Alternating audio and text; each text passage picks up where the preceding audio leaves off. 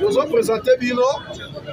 Toyambi, premier vice-président fédéral. C'est-à-dire après Pierre Zomba. C'est l'excellence. Écoutez, premier vice-président selon ordre de préséance. Après Pierre Zomba. Voici l'homme. Il est seulement non le premier vice-président. Il y a fédération, il y a grande fédération de Funa. Il est aussi le bourgmestre, bien qualifié, sur l'ordre de Moukish, bourgmestre de la commune de Séléba.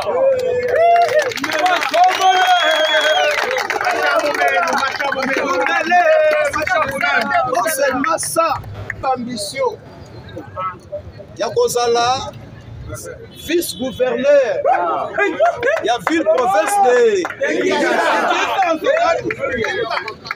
Allez,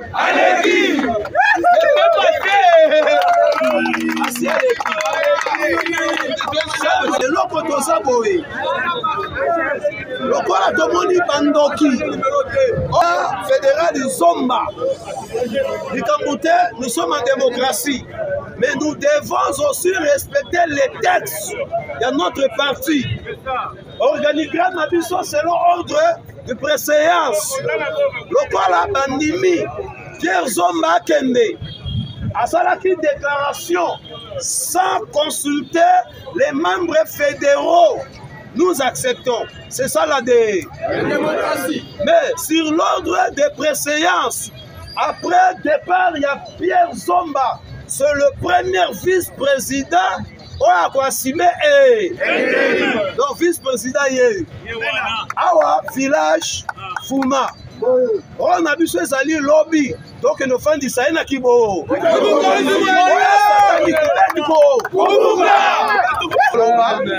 La vice-gouverneur, tu l'as bien ça comme vice-gouverneur. Premier vice-président fédéral. Mais beaucoup de ces communes, il y a scellé. Nous avons la parole. Son excellence. Viva! Viva! Yokanité. On a martyr. Quand on va vivre, ici il y a la vie. Est-ce que vie est athée? Faut te prouver que la vie est ali, surtout que tu as parti au pouvoir de UDPS. Viva! Viva! UDPS. Viva! Viva! Parlement debout, Victoire Gambela. Viva! Viva! Tshisekedi, héros national, père de la démocratie, artisan de la paix. Félix Tshisekedi, chef de l'État. Sanganaka awa d'abord parce que ezalaki na batomoko entre autres Bafé Etienne Tshisekedi wa Mulumba ba créaki Union pour la démocratie et le progrès social pour la instauration ya état de droit na démocratie. Tant que état de droit, c'est-à-dire le respect des textes. État de droit, le respect des textes. Au-dessus de la loi, Azate. Dans un pays où il y a la démocratie, c'est le peuple qui est souverain. Et ça a été. Tobundi Bitumba, Papa Atiki Bisso, mais l'autre est président de la République, Fatibek. Et c'est Lito soutenir Yé. Bisonde toko soutenir l'action du président de la République. Il est membre de l'UDPS. Parti Ongainayo Tokufela. Otonio Kwamela. Le lot aussi président de la République. Après le lot, il est président de la présidence de la République. Toko Zalandenge Nini. Mieux vaut soutenir le président de la République à atteindre l'objectif. Ouazalina Yango. Biso va combattre l'UDPS. Toi accompagner Malembe. Tokozwaka misala. Et ça a été. Et non le président de la République. Na bandi pansoyo. Et ça sur les locaux kolobate o bakei. O totikali. Mais lorsque c'est tout ça là, tu continues à respecter la hiérarchie. Oyo batikali to sabango. To finga kabango tek en plein air comme ça. To soutenir hiérarchie ya parti. Lelo parti na biso etikali na maboko ya Augustin Kabuya jusqu'à nouvel ordre. Le corps a mtu asala intérim c'est to soutenir ye. Eza bo été. Eza bo été. Eza d'accord avec moi de Edouard Likolo. Merci beaucoup. Pour soutenir ma cadre ya parti. Nda uti Koloba. Nazali candidat vice-gouverneur. Candidature na déposé yango na niveau ya parti. Na niveau ya parti, tozali 5 candidats. Parti ako pona candidat moko oyo akotinda na seni. Oyo akotinda azana facilité ya ko gagner poste wana ya vice-gouverneur. Mais sengeli to comprendre sur 5 ngana ko critiquer mutute ngai nazolo ba pona ngai. Naza combattant ona bundi lokola ndenge toza awa na banzi bino nyonso bobosani ngai te to nyokwa matomona pasi na parti oyo donc c'est-à-dire nazo répondre na ba critères nyonso soki osali pe géopolitique ezali kambu ya kobomba te otali Kinshasa assemblée provinciale le président azana espace Kasai ozui premier vice-président Kasai rapporteur Kester Kasai Aujourd'hui, le gouvernorat provincial, le gouverneur Azali Bandundu, maintenant, vice-gouverneur, quand même, est Sengelibazouya, Congo central. Parce que la majorité de la population à Kinshasa, 65%, basa batwa Congo central. Quand même, ici, Kawana, et Sengelibazouya Moutoua, Congo central, que je suis. Et ça va être d'accord, Nanga Ide Edouard Likolo. Namoko na kokokate tumba oyo ngai vice gouverneur ya ville de Kinshasa na banzi bokomona Kinshasa ndenge ko changer ba siège ya ba fédération comme partout to salita ebelek ba siège ezalaka te ezalaka jamais mais nous devons mobiliser pour préparer l'élection il y a 2023 ezali koya Kinshasa a plus de 7 millions d'électeurs. Tokoti kabango na maboka mutu mususu te. Faut moko ya ba combattant azala wana pour contrôler 7 millions d'électeurs. Oyo ba ko voter parti pe ba ko pesa ba siège na UDPS. Et ça va été. Na yango mutu ngo za n'importe qui te. Waza kuya te. Waza vraiment combattant, waza na souci à parti, waza na souci à ba combattant, waza na souci à ba kinois. Nazane sengokomona bino ndenga utolo balisusu na cadre ya préséance ndenge babaki Pierre Zomba kei or na préséance ngai nde nalandi esengeli nazala esika wana ya nasala intérim ya président fédéral malgré badongolo miso bazali wana etali biso te oye koya eya oye koya oye koya eya oye koya eya oye koya eya ngai nde na kosala intérim. Faut rendre la fédération Funa très populaire. Président comprendre la fédération na Kinshasa.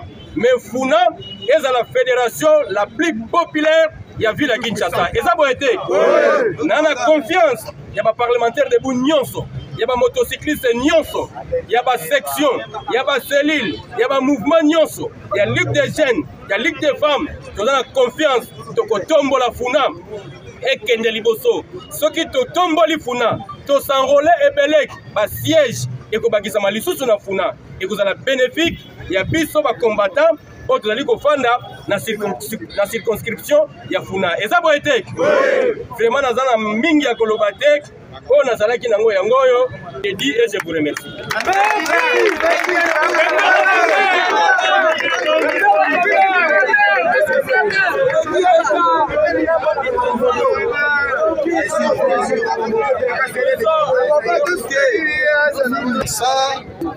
Bonjour président.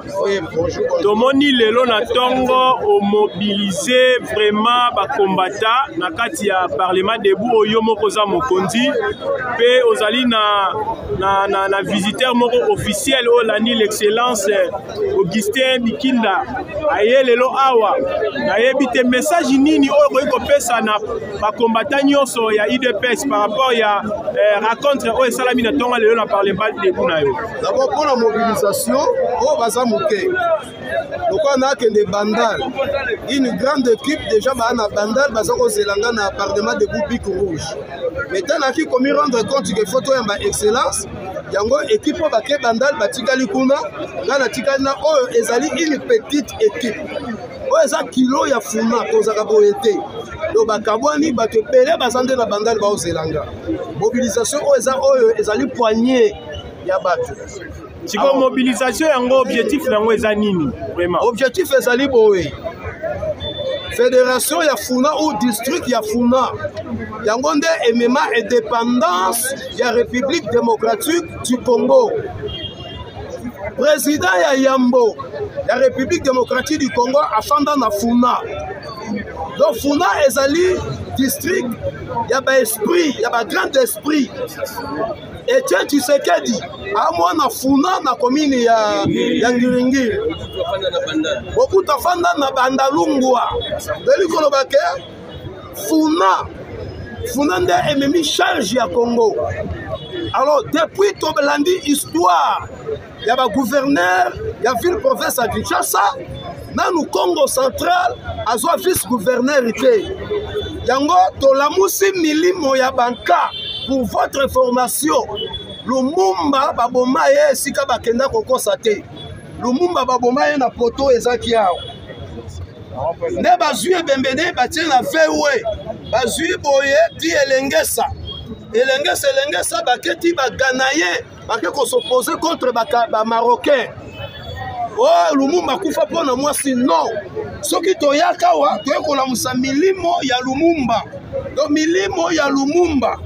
Oya lukaki indépendance. Milimo ya Dr Etienne Tshisekedi, père de la démocratie. Nesiko tolamusi. Topesi bokako soi. Et pas ya notre combattant. Pour votre information. Azaki parlementaire de c'est notre produit.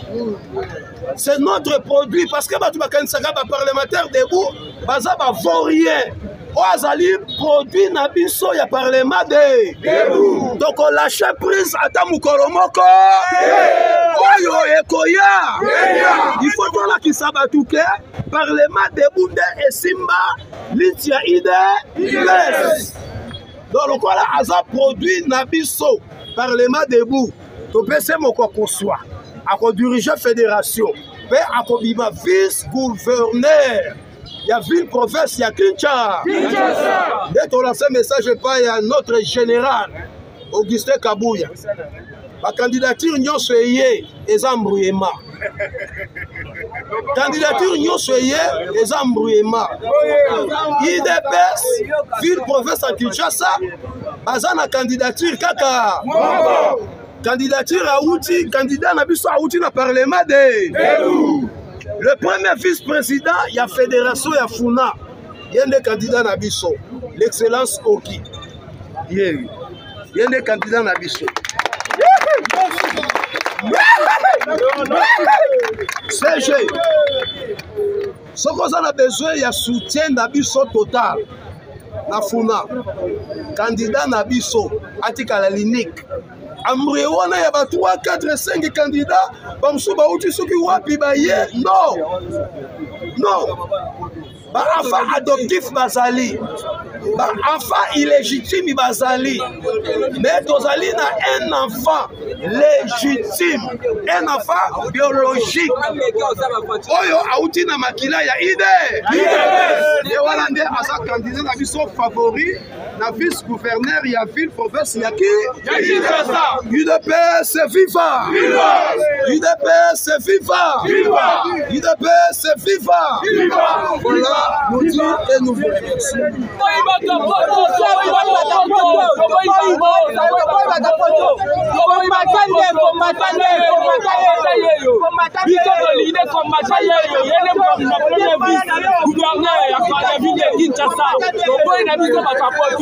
Oh, c'est candidat.